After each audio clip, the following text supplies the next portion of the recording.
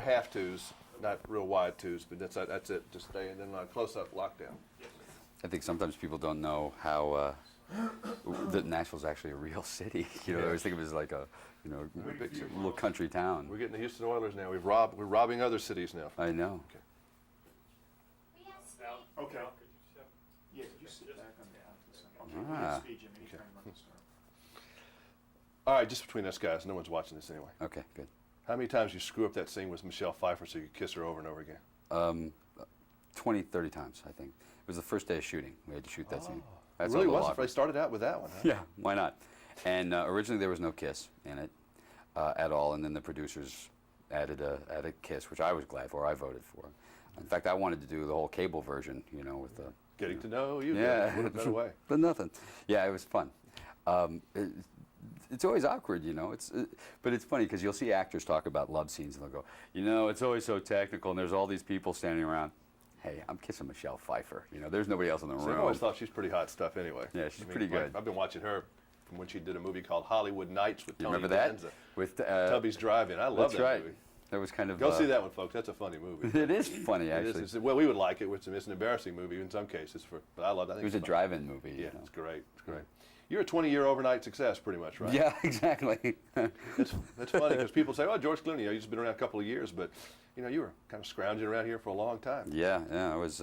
I'm 73 years old, in fact. You know. Does it feel good to finally, you know, not have to worry about where your next paycheck's coming from for a little while? For a little while, you know, you'd be stupid if you think that that's permanent. I mean, I think the advantage of being my age and getting success is you've seen, besides my family who've been up and down that road, you also get to take a look at it and go, well, we all know what this is, and we know how long you're allowed kind of in the public eye before people get sick of seeing you. I get sick of, you know, we're doing these interviews and I'll talk about myself for about a day and then I'm sick of me and I really like me. So you got to figure that's going to wear out pretty quick. When you finally got some cash, what'd you do stupid? Did you buy anything like really just dumb?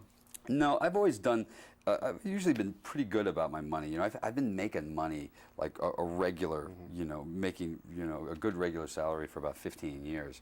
You know, I've been working. So I never really kind of, you know, our family, you know, my dad had he'd have a variety show in Cincinnati and we'd be a big hit and we'd live in a mansion and then and then suddenly we'd be broke and out of work and living in a trailer. So my thing was always about saving my money pretty good. So I was pretty good. Although I go out on some cars every once in a while. See, everybody has something. Gotta have some cars. Yeah, some people go out and buy a car, computer. You go buy a pig. Yeah, I get a pig. You get an extra pig. Well, you can't get the Kentucky out of me. I call it my earthquake survival kit. You still have your pig? Yeah, I've had it for 9 years. What is this thing? Is it one of those Vietnamese? Potbelly pigs. Yeah. What do they do? I mean, do they come to you when you come home at night? That's a little personal. Bring I'm you not the allowed to paper? answer that question. I tell you the truth, but yeah. I always knew that. They bring my slippers. You know, no, you know, I got him when he was just a tiny, tiny little thing, and they said they're miniature, and of course that was the problem. Is you think that they're going to stay, they're miniature compared to a prize-winning hog, you know, but huge thing. He's 160 pounds. So. What's his name? Max. Max. Does he watch television? Does he watch ER? I make him. Yeah, I come home and quiz him on it. Or does he watch the tabloid shows? Right. Yeah, he watches hard You know, copy. my boss, he's the sexiest man on television. Yeah, that's what he likes.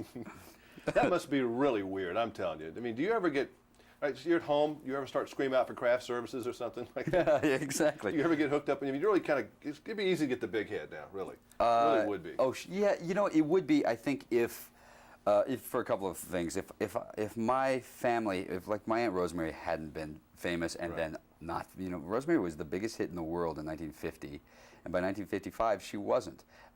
She didn't get to be less of a singer along those 5 years. In fact, she got better. Things change. She at that point didn't handle it very well, she says. So you know, the legacy that I get from that is I get to learn that this has very little to do with you, and to really enjoy every bit of this, and also understand that, you know, it'll go away. And to know who your friends are. Mm-hmm. You know, Well, because you a lot gotta of people keep just them. want to be around you now because you're famous, and you have to kind of separate that, don't you? You can see, if you have any sense of people at all, you can see that, you know, coming a mile away, because, you know, most people have the same friends they've had for a long period of time, and you know, you don't bail out on them, and you just, you know, charge them every once in a while, make them pay you. Now, is it easy to get screwed up as a guy with all these girls throwing himself at you? Because, I mean, you're not a bad-looking guy, but, you know, you're rather famous and Well, I'm hot. kind of attracted to you, too, you know, as a matter of fact. And you're the hot thing of the day, so that Right. must be kind of strange. I mean, you got to keep your head straight on that, too, don't you? Yeah, but, you know, if you're an actor working in Los Angeles, at all. If you're on a television series, and I've been doing that, I've been on a TV series straight for 15 years, you're pretty used to being around beautiful women and being successful and getting some attention. So that's all a little old news for me. You know, I've been down that road for a long time. You know. Just tell Max hello for me. I will. Nice seeing you. Hey, nice seeing you. When you go back?